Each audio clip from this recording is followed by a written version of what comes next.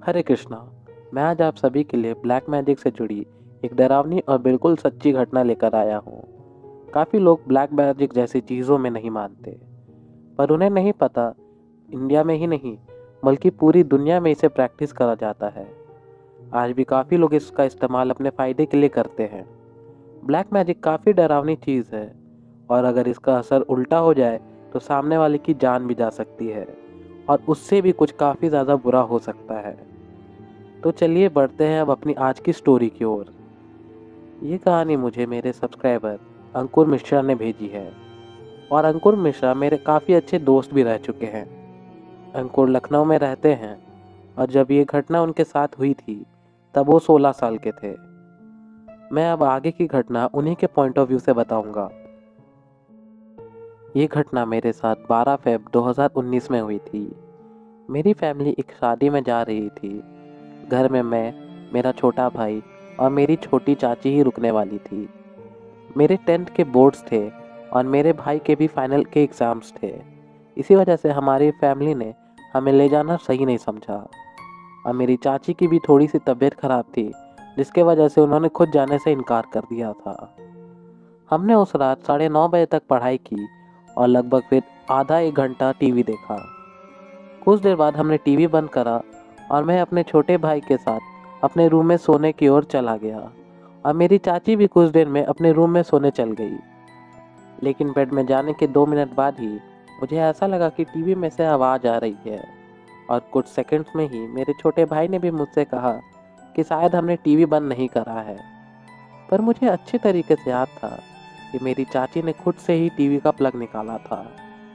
फिर भी मैं बाहर आया अपने रूम से और अपने हॉल में चला गया जहाँ टीवी लगा हुआ था।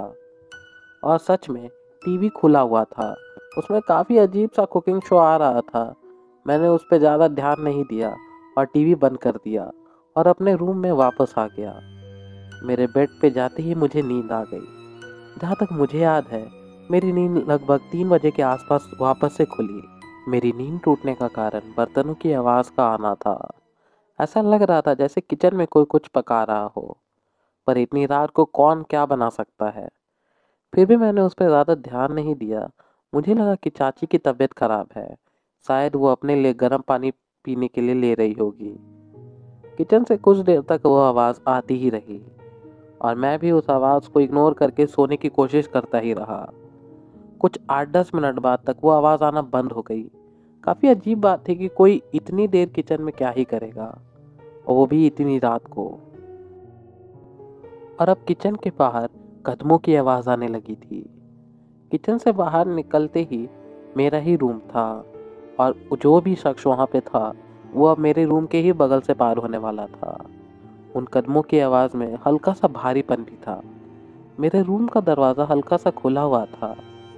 मेरे रूम के पास उन कदमों की आवाज़ तेज़ होने लगी और कुछ ही सेकंड्स में मैंने जो देखा वो बहुत ही ज़्यादा अजीब था। मैं देखता हूँ कि एक परछाई जैसी बिल्कुल काली चीज़ मेरे रूम के बगल से पार होती है। पहले तो मैं काफ़ी डर जाता हूँ, फिर सोचता हूँ कि हो सकता है चाची होगी जो अंधेरे की वजह से ऐसी दिख रही होगी। मैं अपने आप को मना तो नहीं पा रहा था, पर मैंने काफ़ी मुश्किलों से अपने आप को कन्विंस करा और वापस से सोने की कोशिश करने लगा। कुछ देर में मुझे नींद भी आ गई। सुबह लगभग 6:30 बजे मेरी आंखें किसी की चिल्लाने की आवाज़ से खुलती है। वो चीख मेरी चाची की थी। मैं तुरंत अपनी चाची के पास जाता हूँ जिनकी आवाज़ किचन से आ रही थी। मैं वहाँ पे देखता हूँ कि एक कढ़ाई में मांस के टुकड़े पड़े हुए थे। हमारे घर में सभी वेजिटेरियन हैं, तो हमारे घर में मांस का आना ही बहुत बड़ा अशुभ बात होता है। और उन मांस के टुकड़ों से काफ़ी तेज़ बदबू आ रही थी, जैसे वो सड़ चुके हो।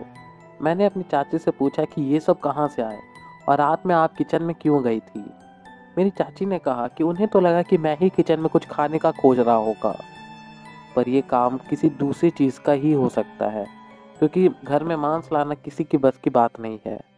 फिर मेरी चाची ने उस कढ़ाई को अलग रख दिया किचन से और मुझे ये बात किसी को भी बताने से मना कर दिया।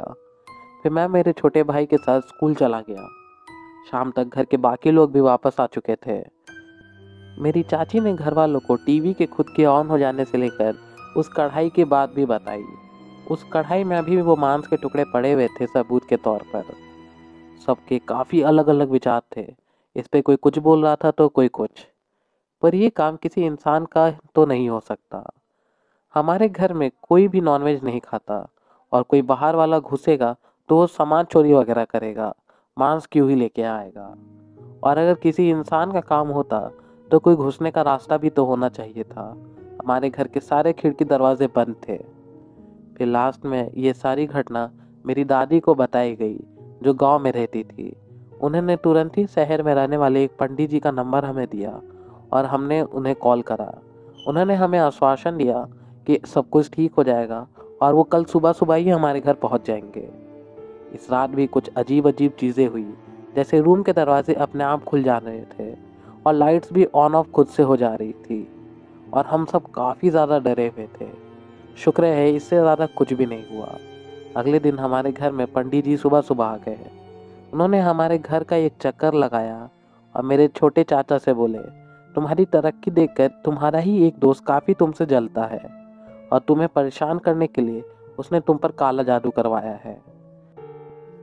पंडित जी ने आगे उसी दिन हमारे घर में एक हवन कराया और हमारे घर के चारों कोनों में एक एक काठी चाचा से ठुकवा दी, और हम सभी को एक एक ताबीज़ दिया और उसे 1 साल तक पहने रहने को बोला, और ठीक 1 साल बाद उसे पानी में प्रवाहित करने को कह दिया। हमने भी बिल्कुल ऐसा ही करा और इसके बाद से हमारा घर काफ़ी ज़्यादा ठीक हो गया। हमें आज भी नहीं पता चला कि वो चाचा का दोस्त आखिर था कौन। तो इसी के साथ हमारी आज की वीडियो यहीं पे ख़त्म होती है। आप सभी का धन्यवाद इस वीडियो को देखने के लिए, और अगर आपको ये वीडियो पसंद आया हो तो चैनल को सब्सक्राइब कर लेना और इस वीडियो को लाइक कर देना। हरे कृष्णा।